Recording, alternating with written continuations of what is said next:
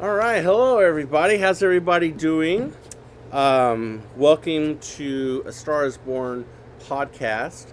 My name is Glenn Spillman. I'm here with Carl O'Leary. How's it going, guys? Today we are going to be reviewing a couple of movies, and the subject matter today is how to do a proper casting call, because we all know as actors and crew and writers and everything else that with a casting call, it's very important information to have, and if you don't do it correctly, you can confuse everyone reading the casting call very quickly, therefore possibly negating your casting notice and it not being successful. Absolutely.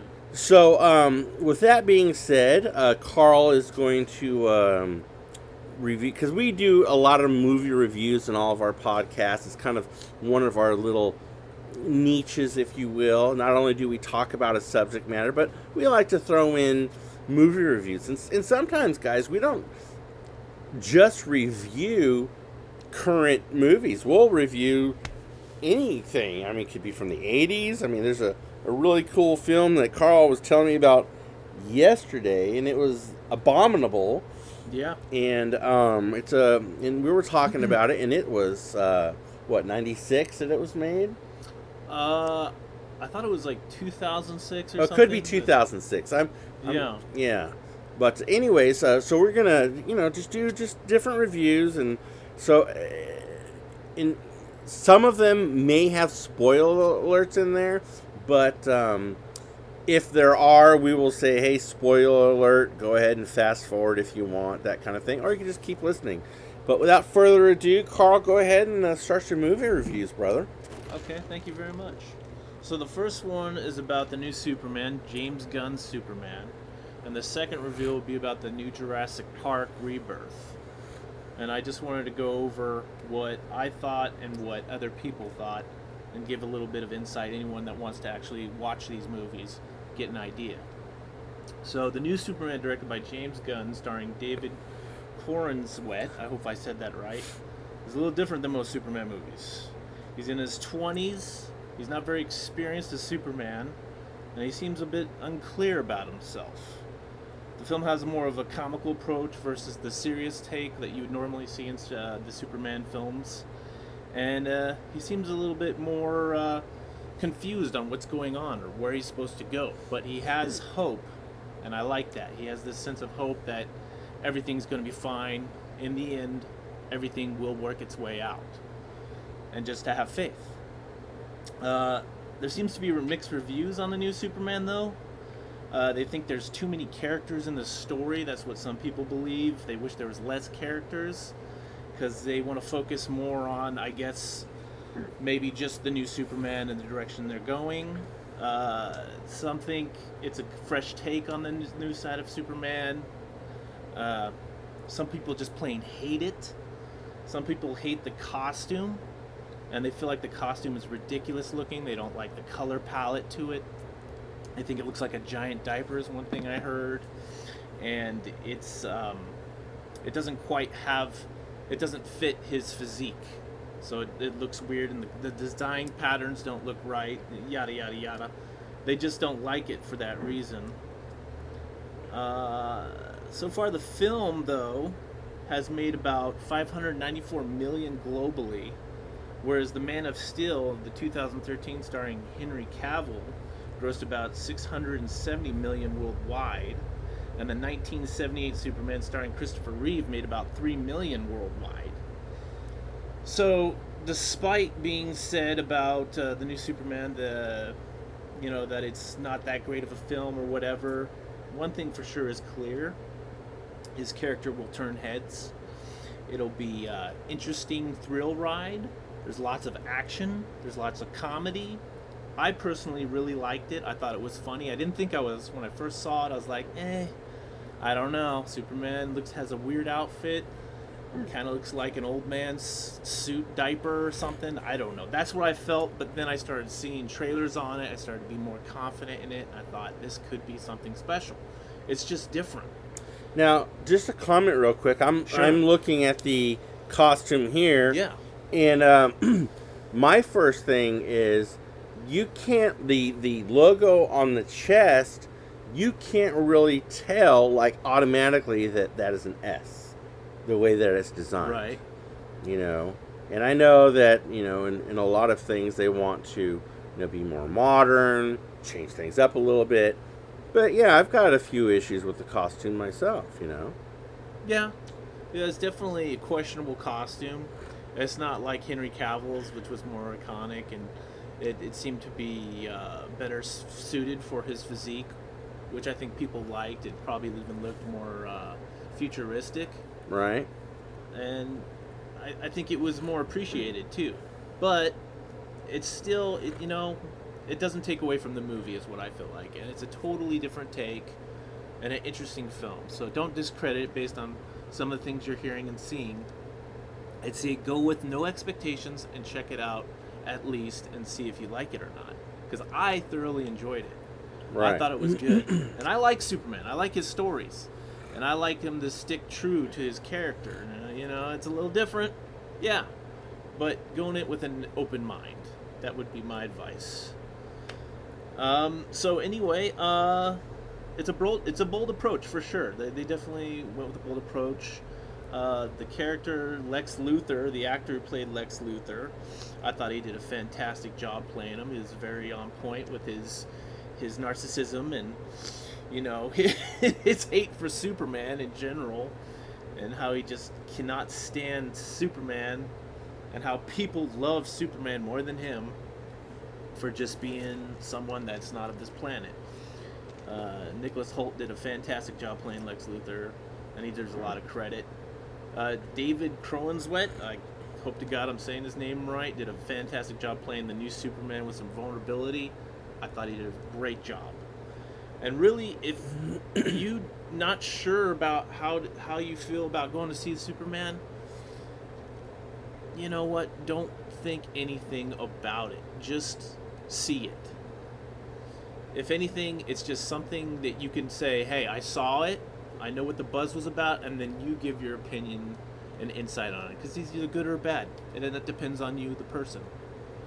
And I think that's pretty much just a subjective thing. So there's really all you can do about that. Now, as far as the other movie, Jurassic World Rebirth, I love Jurassic Park movies, but I gotta say, this Rebirth kind of pissed me off a little. They did not, like in the trailer, they showed this new scientifically advanced creation, this dinosaur that is supposed to be genetically enhanced, and when you watch the movie, I don't feel like you see enough of that creature. Spoiler alert, there really isn't, okay? Unfortunately, when I watched the film, I was very disappointed. I love Jurassic Park, but this got me irritated. So if you're looking to see that monster, don't expect a lot. That's just straight out the gate.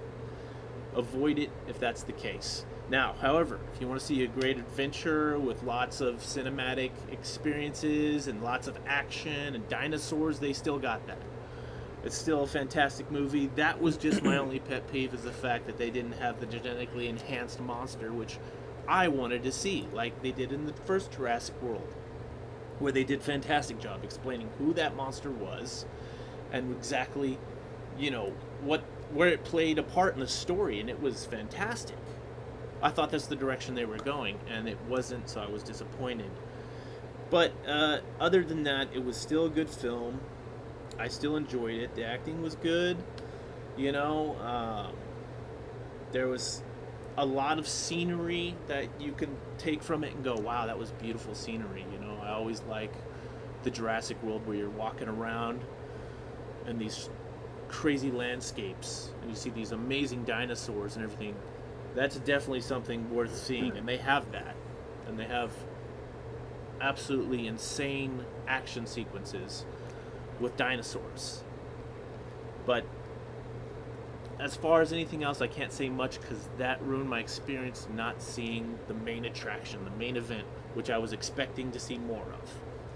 So that is my review on both those movies, guys.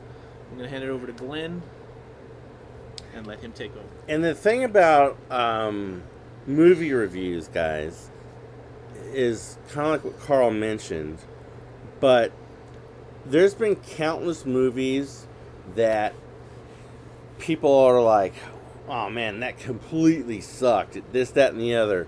And a lot of people would be like, oh, well, then I'm not going to go see it. Or, you know, they give it a good review. Oh man, it was excellent. And then you go to see it. Oh man, that sucked.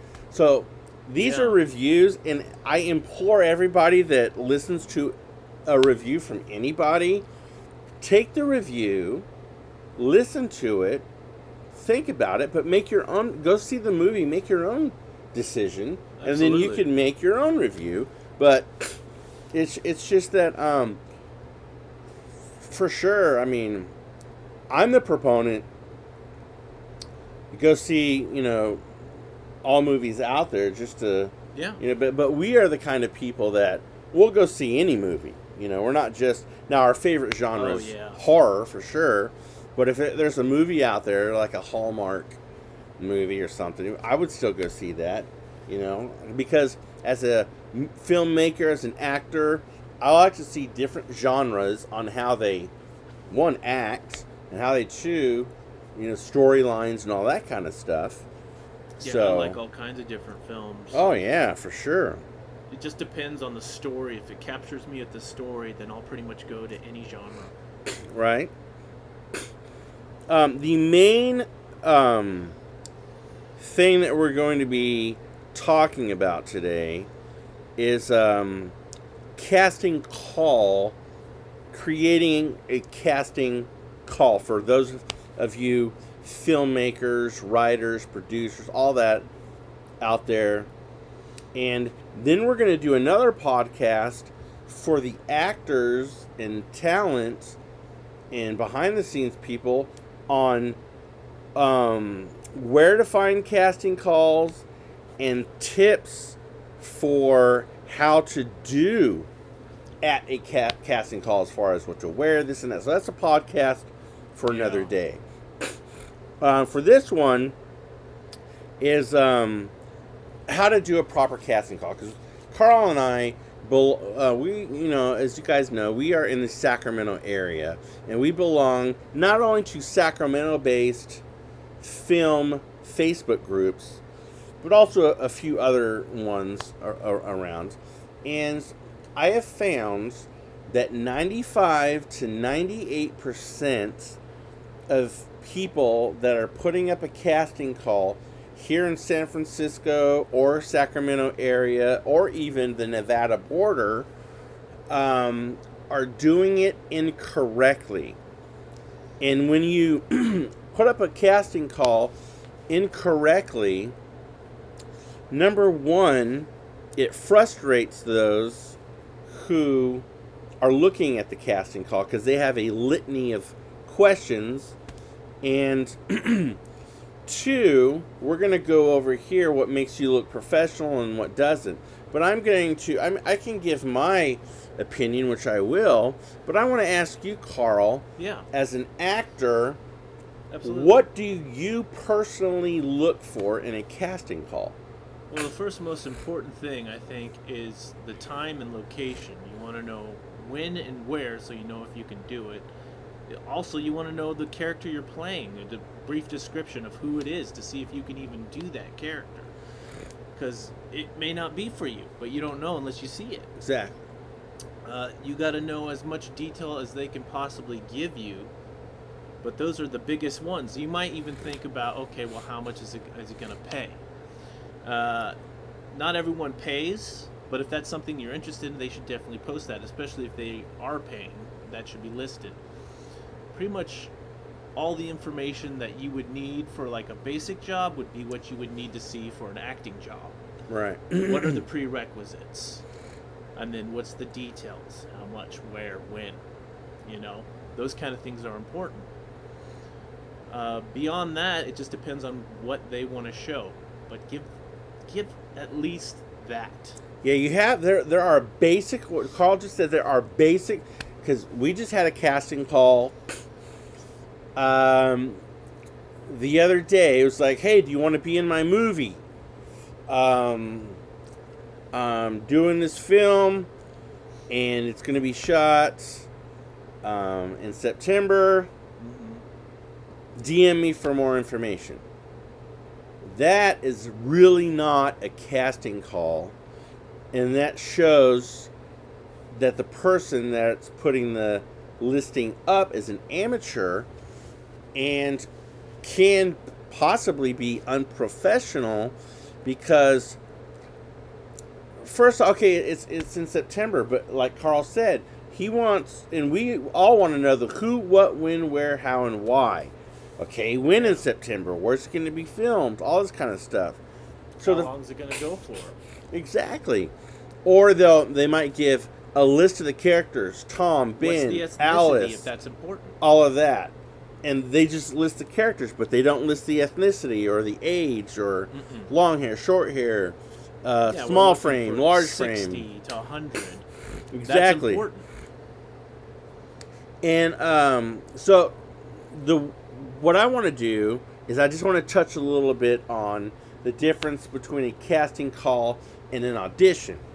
And a lot of times those words are used interchangeably, but they have vast differences. Like a casting call refers to the broad initial process. Some of them call it a cattle call, and that refers to where a wide range of talents are screened. It's usually an open invitation for anybody to come and demonstrate their skills. Now, where it turns into an audition is where it is the next stage of the process, and after the casting call, the actors who showed up and showed potential are invited back. And when they are invited back, there's more specific and intense examination of the actor's ability to do that role. You could talk to them more, you could break it down for them more, give them different sides, give them direction of what you want to showcase. Sides is a good one. That way they can practice. Yeah, that's another good one. So now, where do you find casting calls? Well, you can find them all over the place. Online platforms. There's places like Backstage, Actors Access, casting networks, stuff like that. But we have other casting platforms that we use, but the main one that we use here is called satcasting.com. Now, Sat Casting, it's a company. They have Dallas casting.com, Oklahoma City, whatever city that you're in, you're going to have this casting.com. But you could use, and that's all for local casting calls in your immediate area. Now, where we live in Sacramento, it's an hour and 15, hour and a half away from San Francisco, and it is about an hour and a half away from the Nevada area where people cast for certain films. So in the SAC, they have an SF casting, but the SAC casting, they'll be casting people put up for films both in the Bay and here. So be specific on your casting notice. So, number one, define your project. Before you start crafting your casting call, it's important to have a clear understanding of your project. So the type of project, is it a theater project? It is a commercial. Is it film? The roles you're looking to cast, plot summary, and the time commitment required from the actors. So, if you're doing a commercial, we'll say, you want to give the type of commercial it is, basic premise of what the commercial, the casting We need a husband and a wife, ages 40 to 55. You're going to be on set from 12 to 4. That's it. When you give specifics like that, you let the people know. It's like Carl said. Okay, I'm going to do this project. Oh, it's on Saturday? Okay, normally I work Saturday, but I don't work until, 5 or 6. Oh, yeah, I could be on set till 4 o'clock. Absolutely. And so that's very important to define your project. Creating a role description. Each casting call should include a detailed description of the role, the character's name, age, gender, and any significant traits or characteristics that are integral to the role, and be as clear and concise as possible. There's no such thing in my mind as too much information, because this will alleviate all of the emails and direct messages and questions. The more that you answer in your casting call, the less questions you have, because you're already answering their questions. So be specific on the character, because if you're asking for the character 25 to 35, well, I don't look like I'm 35 years old. Carl could pass for 35. I can't. African American. And sometimes you might have a role, any race. Okay, so I'm looking for a guy, 40 to 50. You can name the character, but he could be any race. There's nothing wrong with that. If you want a specific, this guy has to be Asian, or this guy's got to be black, or this guy's got to be Hispanic, because that's what the role is, then be specific in that role. Add the project details. So, the title of the film, the director of the film, the production company's name, and any notable people attached to it. So if you have, say you're doing a horror film, and there is a popular 80s horror actress that I want to get, and people will know her from A Nightmare on Elm Street, because I reached out to her one time for a film that we were doing, and she accepted the role in this and that, and I attached her name to that film, and people knew who they were, so it gained interest and all that kind of stuff. Also indicate, is it paid? That's one of the first questions actors ask. Is this paid or not paid? If it's not paid, is it a student film? Is this your first film? Is it independent film? Is it ultra low budget film? All these questions, because if I'm giving my time, because if it's an unpaid project and it's in San Francisco or Oakland, I'm not going to drive an hour and a half for an unpaid role, or if it's a background role. But if it's for a project I'm really passionate about, I might consider it. Or if it's here in Sacramento, I might. Well, I'm not working that day, so yeah, I'll show up. But try and pay, if you can, everybody something that you can. Something's better than nothing, I always say. But put whether it's paid or unpaid, because that will negate half of your audience right there. Because half of your audience will be like, yeah, if it's not paid, I'm not doing it. Yes. The other half is like, and then if it is paid, say the character, what it's paid, and if you're doing it for 2 days, it's $200 a day. And Glenn, if I can, yeah, go ahead.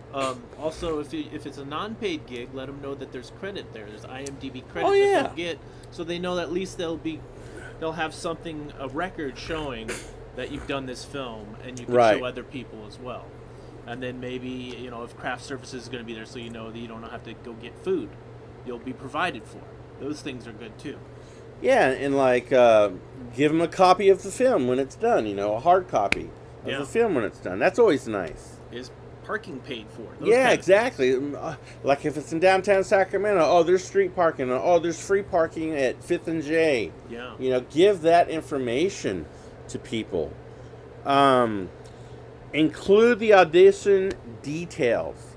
Specify the format of the audition, whether it's a live audition, a video submission, or both. Include the date, time, location for live auditions, and the deadline for video submissions. So, me, I'm a traditionalist. I like to have people come to me for the audition. It's just fun. It's a lot more fun, a lot more engaging, a lot more personal to me personally. But in today's day and age, and with all the technology that we have, people do video submissions all the time. But if you do a live auditions, you know, it might be through Zoom or, you know, whatever medium that you want to use. But to me, in-person auditions are the best. And for those of you out there that do video auditions, if there is a deadline for the video submission, make sure that you are on time. Because if you go, oh my God, it was due today, and it's like, you know, or you woke up in the morning and, oh my God, it was due yesterday. I say don't, but I wouldn't advise calling the producer or director and be like, hey, I forgot, you know, this, that, and the other, and give them an excuse why you didn't do it on time. Because to me, if you can't be responsible enough to follow simple directions just to turn in your video on time, how do I know that you're going to show up on time on set? Or you're not going to give me an excuse of why you can't do something? It shows me right there that you're not reliable, and I'm not going to take your video audition. Yeah. That's just me personally. Now, there might be people out there that will accept it and be like, yeah, no problem, but I promise you, in the back of their mind, they're going to think a few things about you as a person. Yeah, you got to remember, this is a business and you're a product and you're selling yourself. So if they want to sell you and make money off of you, they got to know they can and that you're reliable. Exactly. And there's templates out there for you guys to set up a casting call. And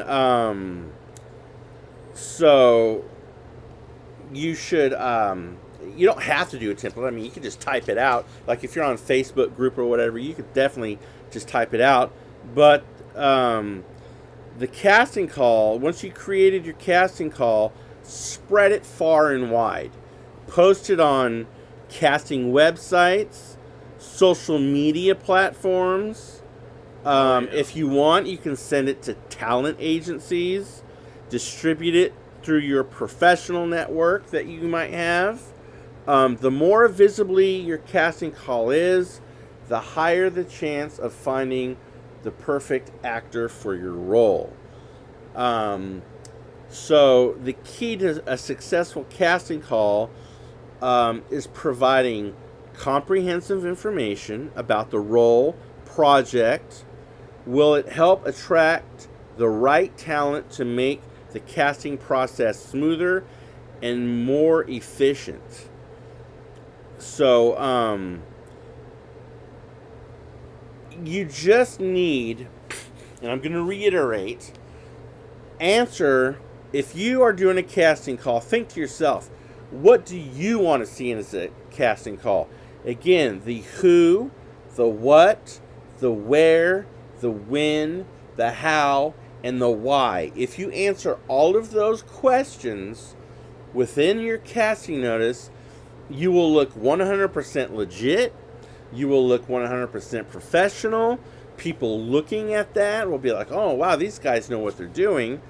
Yes, because if you're unprofessional, you're going to have actors and crew be like, yeah, I may not want to work with someone like this because they're very, very vague. And getting answers out of them is like pulling teeth. Because if you DM somebody, it may take them 2, 3, 4 days to get back to you. And if you have 100 people DMing the same person, your DM can get lost. So don't have people DM you. That is, no.